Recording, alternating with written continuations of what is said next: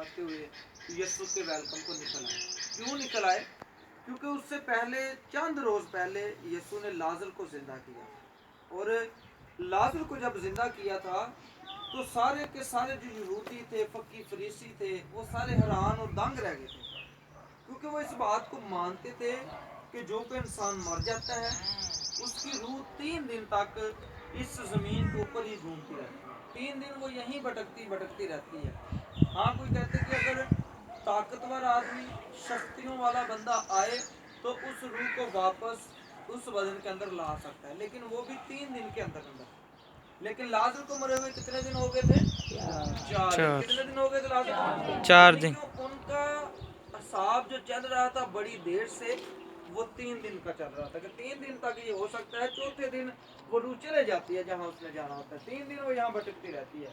लेकिन चंद दिन पहले यीशु ने लाजर जो 4 दिन का मुर्दा था उसे जिंदा किया था, जिसे सब लोग देखकर नहायत हैरान हो गए थे, नहायत दंग हो गए थे। और लिखा कि बहुत से शागिर्द यीशु को ये कहने लगे कि यीशु इनको चुप करा लोगों को, ये लोग तुझे खुदावंद कह रहे हैं, तुझे बादशाह कह रहे हैं, तुझे रब यहोवा कह रहे हैं, इनको चुप करा। तो यीशु वहाँ कहता है कि अगर मैंने आज इनको चुप कराया तो पत्थर भी क्या है? चलाने।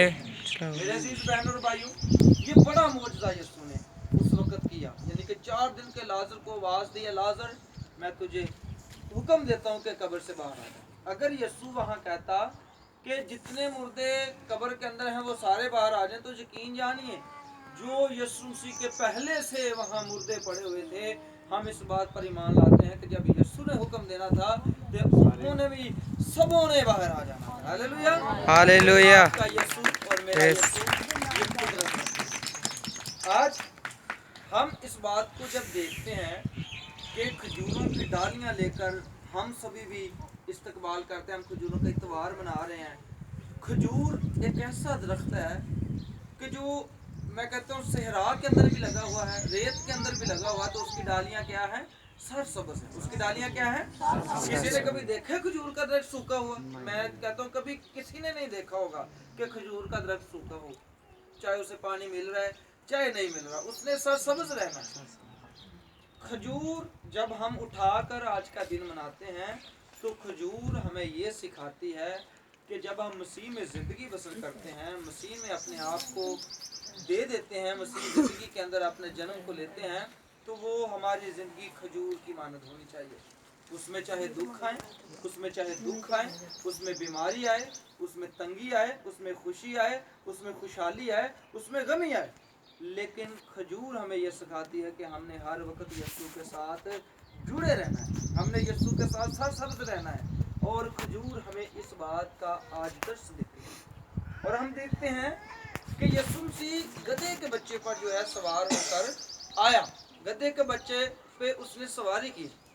अब जो घोड़ा है, घोड़े पर अक्सर लोग बैठना पसंद करते हैं और बड़े ताकतवर घोड़ों के ऊपर बैठते हैं, लेकिन घोड़ा जो है वो जंग का दर्श देता है। घोड़ा जो है वो जंग का बताता है कि जंग शुरू होने वाली है। मुकाशवा में हमें मिलता है, घोड़ों का जिक्र मिलता है, तब वो आखिरी दौर है हमारे लिए, यानी कि तब वो जिमें कहते हैं सिर तो पानी लंघ चुका होना, वो वक्त होना है हमारे लिए। आज वक्त है, लेकिन आपका यीशु और मेरा यीशु किसके ऊपर सवारी करता है? गधे के बच्चे पर। उसका मतलब है कि अमन का जो है शहजादा वो आ रहा है, अमन का जो सुलह का पैकर है वो एंट्री कर रहा है अपनी। तो हम किसके मानने वाले हैं? अमन के मानने वाले। किसके मानने वाले हैं? अमन। अमन के वाले। तो फिर क्या हम सबों को लड़ाइयाँ जेब देती हैं? हमें घोड़ों जैसा दर्श नहीं दिया गया, हमें मोहब्बत का, बर्दाश्त का। यीशु मसीह ने कोहे कलवी पर इतने दुख सहे। अभी फिल्म एक आई है पैशन ऑफ क्राइस्ट, नई फिल्म आई है।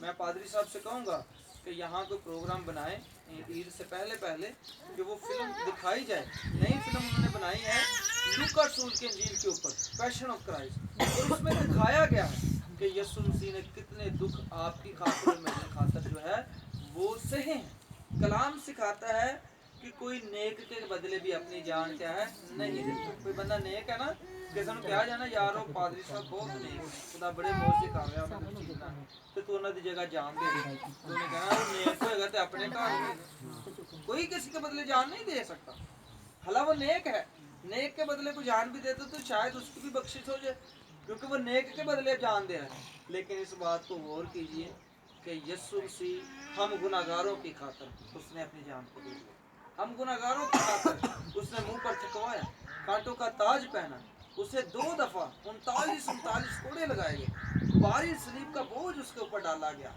और फिर शागिर्द सारी रात उसे तंग करते रहे उसे ताने देते रहे उससे पेशन गोइयां करवाते रहे और उसकी आंखों पर पट्टी बांधकर बताते रहे कि बता किसने तुझे तमाचा मारा है ये सारी अजियत सारा कर्म सारा दुख उसने हमारे लिए सहा कि हम ये आज़ादी के साथ दुआ करें और आज हम खजूरों का त्योहार जब बनाते हैं तो हम यीशु मसीह को वेलकम करते हैं अपने ज़िंदगी में जैसे यरूशलेम के लोगों ने शाना बशाना इस्तकबाल किया अगर हम पढ़ें तो यहाँ उसका हेडिंग लिखी हुई है यरूशलेम में शहाना दाखिला यरूशलेम के अंदर शहाना दाखिला सूरत है उसे कि हम उसे कबूल कर लें हम उसके दुखों को याद कर लें हम इस बात की आज तस्दीक कर रहे हैं कि यीशु जो पूरे दुख से हैं वो हमारे लिए से हैं इसलिए हम इकरार कर रहे हैं और हम जमा हुए हैं जिस तरह यरूशलेम के लोगों ने वेलकम किया हम भी वेलकम कर रहे हैं हाँ आज यीशु नहीं आ रहा लेकिन यीशु के खादम जो हैं वो इस बात को आकर यीशु का कलाम सुनाते हैं और कलाम ही सिखाता है कलाम कहता है कि जिसने मसीह को कबूल किया उसने मसीह के भेजने वालों को भी क्या किया है कबूल किया और यहाँ जब मसीह के खादमीन को कबूल किया गया है तो यकीन जानिए आप सबों ने मसीह को कबूल किया अब यरूशलेम के अंदर जिस तरह यीशु दाखिल होता है और लोग शहाना शान तरीके से उसे वेलकम करते हैं आज अपनी ज़िंदगियों के अंदर यीशु को वेलकम करें और खजूर की तरह रहिए दुख है सुख है बीमारी है तंगी है खजूर की मांद रहे हैं क्योंकि खुदा का कलाम ये सिखाता है मसीह ज़िंदगी को ये ज़ाहिर करता है वहाँ आम के पत्ते भी उठाए जा सकते हैं वहाँ खजूर क्यों ही उठाई गई क्योंकि वो एक सरसब्ज रहने वाला पत्ता और यही वो मसीही की ज़िंदगी है खुदा इस कलाम के सिलसिले से आपको मुझे बड़ी सारी बरकत आमीन।